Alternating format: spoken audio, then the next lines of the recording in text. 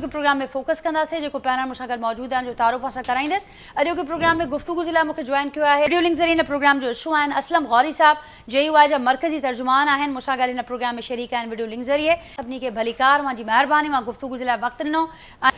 गौरी साहब आपकी तरफ आऊँगी, क्या कहेंगे आप जो जमात साहब कहने हैं कि आज बनता नहीं है पीपल्स पार्टी का कहना, आप इत्तेहाद में थे पीपल्स पार्टी के सिलेक्शन में, बताइएगा कि पीपल्स पार्टी इन इलेक्शंस को लेकर पहले मरहले को लेकर धांधली के इल्ज़ामात भी लगा रही है और साथ साथ शवाहद भी दे रही है, आप क्या कहेंगे? JUI खड़ी है पीपल्स पार्टी के साथ?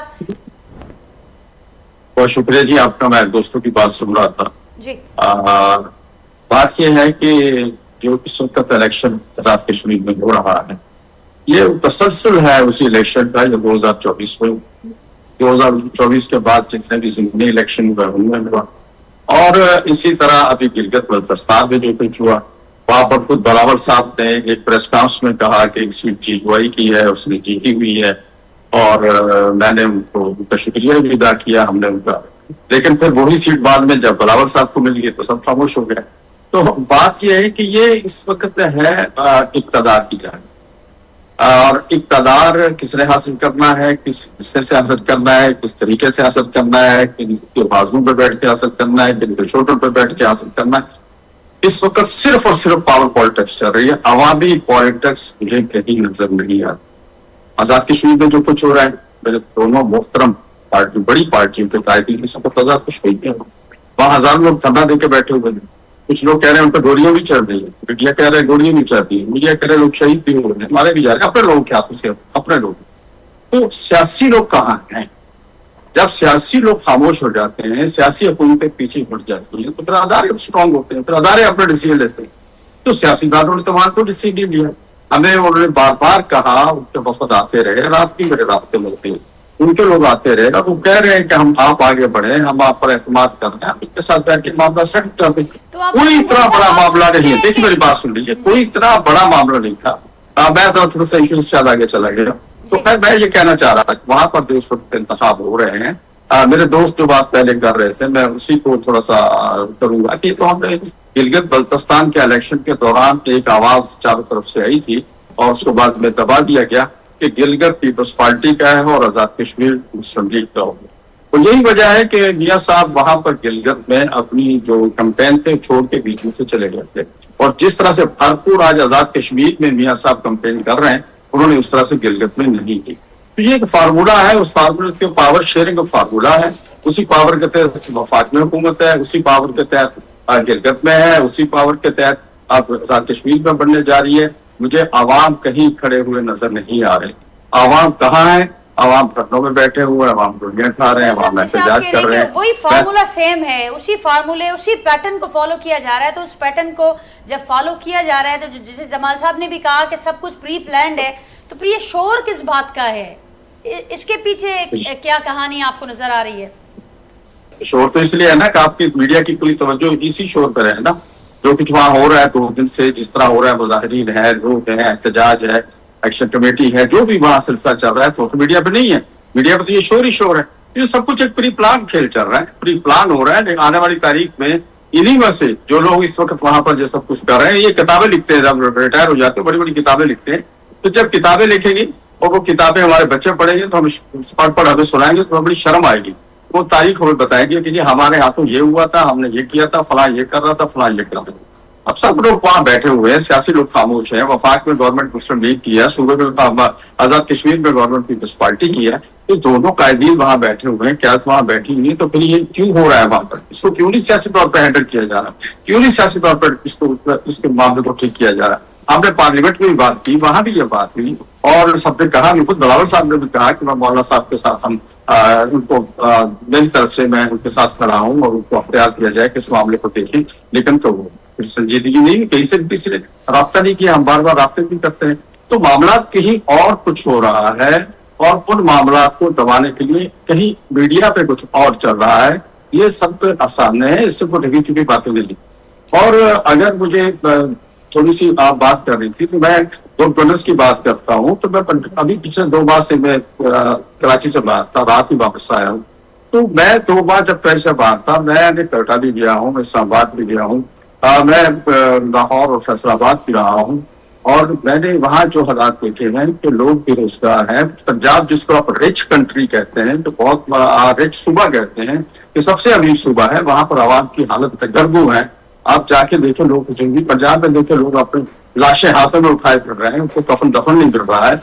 और ये मीडिया पे चीजें आ चुकी है। 45 लाख मैट्रिक टन गंदम वहां गायब हो गई है 2 महीने के अंदर। उस पर कोई स्कैंडल पे मट्टी डाल दी गई है और टीवी पे ये चीजें नहीं आ रही हैं। और हम जिस वक्त मुल्क में इस वक्त जो हमारी माली पोजीशन है, हमारी मईशत की जो पोजीशन है, उसको आप मद्देनजर रखें। और उसके बाद आप सोचें कि इस वक्त हमें इतनी बड़ी मिकदार में जब बाहर से गंदम इम्पोर्ट करनी पड़ेगी तो ये मुल्क कहाँ चला जाएगा। ठीक, पेट्रोल का हालत आपकी बात को आगे बढ़ाऊंगी। असलम गौरी साहब, क्या कहेंगे आप, ये एक दूसरे को एक्सपोज करने का ये जो सिलसिला में नजर आ रहा है, जो नूरा कुर्सी नजर आ रही है, इसका नतीजा क्या निकलेगा, क्या निकलते देख रहे हैं आप? देखिए, मैं जो बात कर रहा था, मेरी बात का तसलसल था, तो टाइम ज्यादा हो गया था, इसलिए मैंने थोड़ा सा छोड़ा उसको। तो मैं थोड़ा सा अपना जो ज़ाती एक्सपीरियंस है वो शेयर कर रहा था आपसे कि पंजाब में इस वक्त जितनी भी ये आपके मिले हैं, अदारे हैं, बंद हो गए हैं, लाखों लोग वहां पर बेरोजगार हो गए। और मैं जब 2 माह के बाद रात कराची आया तो मुझे बड़ा फख्र हुआ कि कराची, हमारा सिंध जो है बड़ा डिसिप्लिन पे चल रहा है। मुझे पहला मैसेज मेरे घर वालों से मिला कि भाई तुम आपका खाना तैयार करना है या नहीं करना है, गैस 9:30 बजे तक चली जाएगी। घर आ गया हूँ, सुबह नमाज पढ़ के बैठा था तो छोटे भाई ने मुझे कहा कि भाईजान आप अभी नहाने जोहर की बजाय, मैं क्यों भाई कह रहा आज पानी का नहावा। मैं अभी बैठा ये बात कर ही रहा था कि मैंने कहा अभी मैंने तो 3 बजे शो भी करना है, मैंने वादा किया हुआ है। तो उन्होंने कहा यार देख लें कहीं बिजली ना चले जाए, या तो BRT की वजह से बिजली जाती है और 2-2 दिन नहीं आती है। अब इन सब बातों के बाद छोटा बेटा मेरे पास अभी बैठा है, वो कह रहा है ये मोबाइल लेके नीचे नहीं जाना वरना ये मोबाइल आपके पास नहीं रहेगा। तो सिंध में तो आप डिसिप्लिन में आ गए। या तो मैं सिंध में आया हूँ तो मैं डिसिप्लिन में आ गया हूँ। मैं ये बात दर्ज करना चाहूंगा कि जो इन्होंने काम करना है वो नहीं कर, जो इनकी कारकर्दगी उस तरफ इनकी तवज्जो नहीं है दोनों पार्टियों की। और दोनों पार्टियां मरकज में भी शेयर होल्डर हैं। आज पीपल्स पार्टी ऐलान कर दे कि हम हुकूमत के साथ नहीं है तो 1 घंटे में ये हुकूमत खत्म हो जाएगी। Peoples Party charter of democracy की बात करती है, बहुत अच्छी बात है, लेकिन उसके और भी बहुत से पहलू हैं। सिर्फ इक़्तिदार नहीं है, उसमें अवाम की फलाह की भी चीजें हैं और भी चीजें हैं। बाकी अगर इस तरह से अपोजिशन का गला दबा के हमने थोड़ा सा आप बात कर रही थी अपोजिशन क्या करें, आपने कहा जो काम हुकूमतों का था वो नहीं हो रहा। एक आम आदमी की रूटीन भी आपने बताई और किसी हद तक रिलीफ मिला कि आप भी उन चीज़ों को फेस कर रहे हैं। लेकिन ये एक आम आदमी की रूटीन है जिससे नज़र आता है कि जो इक़्तिदार के मज़े लूट रहे हैं उनका कोई लिंक नज़र नहीं आता। लेकिन साथ साथ जब हुकूमतों पे आप बात कर रहे हैं तो साथ साथ ये भी बताएं कि जो हुकूमतें काम नहीं कर रही वो नहीं अदा हो रहा, तो फिर अपोजिशन के लिए क्या काम बचता है और वो रोल फिर क्यों नहीं अदा हो पा रहा। गौरी साहब आपकी तरफ आऊँगी, ज़रूर बताएगा कि एक तो से पहले बात हो रही थी अपोजिशन के फाल किरदार के नज़र ना आने की, और साथ साथ अब ये खुद पार्टीज कह रही हैं। अब कल को हम ये मंजर देखते हैं कि अगर यहाँ पर मखलूद हुकूमत बनती है आज़ाद कश्मीर में, तो ये पार्टियां जो एक दूसरे के ऊपर संगीन करप्शन के इल्ज़ामात, धांधली और सारे मामला हो चुके हैं, अवाम का क्या एतमाद रह जाएगा इस सारे प्रोसेस पर? देखिए, मैं वो बात वही कर रहा था कि अपोजिशन क्या करे। कुछ तो मेरे भाई जमाल ने बताया आपको। हम 2024 के इंतखाबात के बाद बाकायदा एक तहरीक की शक्ल में, और वो तहरीक ऐवान नहीं मैदान के नाम से, और हमने जलसों के जरिए हुकूमत को उसको प्रेशर बढ़ाया।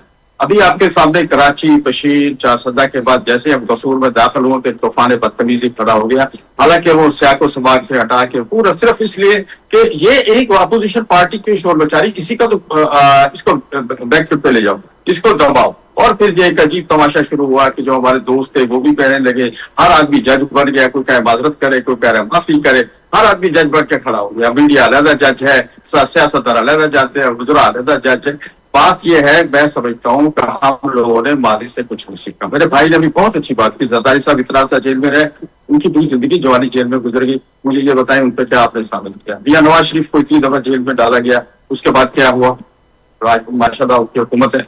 इसी तरह इमरान को भी आजकल जेल में डाला हुआ है। तो हमने माजी से क्या सीखा है? तो हमने क्या वही करना है जो इससे पहले होता रहा? ये तो मेरा ख्याल हमें उससे सबक हासिल करना चाहिए। अगर आज हम उससे सबक हासिल करते हैं तो आज की अपोजिशन के साथ वो नहीं करना चाहिए जो कल एक दोनों बड़ी पार्टियों के साथ हुआ है। और तीसरी चीज मैं आखिरी एक जुमला कहना चाहूंगा, राजा साहब, हमारे राजा अंसारी साहब मेरे दोस्त के साहबजादे हैं, नौजवान है, एनर्जेटिक है, उनको एक जुमला कह देना चाहिए था जमीर भाई को कि जी गिलगित में जो कुछ हुआ और उस पर हम खामोश रहे तो आप आजाद कश्मीर में खामोश हो जाए तो इसमें हमारी भलाई। राजी एक चीज का हमें आज इकरार कर लेना चाहिए, जो है हम सियासतदान इस वक्त हम चारों बड़ी पार्टियां यहाँ बैठी हुई हैं, एक चीज का आज हम इकरार कर रहे हैं, मेरा ख्याल इसी में हम आगे फ्यूचर हमारा इसी में चलेगा कि इस वक्त जो इंतखाबात हुए हैं 24 में या इस वक्त इंतखाबात हो रहे हैं जो गिलगित में, जो आजाद कश्मीर में, या जो असम्बलियां इस वक्त मार्ज वजूद में हैं, चाहे किसी भी सूबे की हो, चाहे वफाक की हो, वो सब 47 से हैं, चाहे वो पीटीआई के हैं, चाहे जीपीआई के हैं, चाहे पीपल्स पार्टी के हैं, चाहे लीग के हैं, सच बात को कौम के सामने आना चाहिए। हमारे जब से इस मुश्किल से बाहर नहीं निकलेंगे, जब तक हम इस मुश्किल से बाहर नहीं निकलेंगे, यकीन करें मुल्क के लिए फायदा नहीं होगा और हम सियासी जमातों का बहुत बड़ा नुकसान हो रहा है। अवाम में जाए, अवाम हमें बहुत गलत अल्फाज से हमें याद कर रहे हैं। मैं समझता हूँ हमें हालात की तरफ देखना चाहिए। हम पुराने लोग हैं, हम तहरीकों के लोग हैं, हमने माडी की तहरीक चलाई, हमने कोड़े भी खाए, सियासत भी की, हमने पीडीएम की तहरीक भी चलाई, आपके सामने है। हम तरीकों में रहने वाले लोग और सियासतदान है। सियासतदान अगर सियासत में रहते हुए अपने साथ ज्यादती करेगा तो मैं समझता हूँ मुस्तकबिल में बहुत मुश्किल आपका एंड नोट आपने बड़ा अच्छा दे दिया और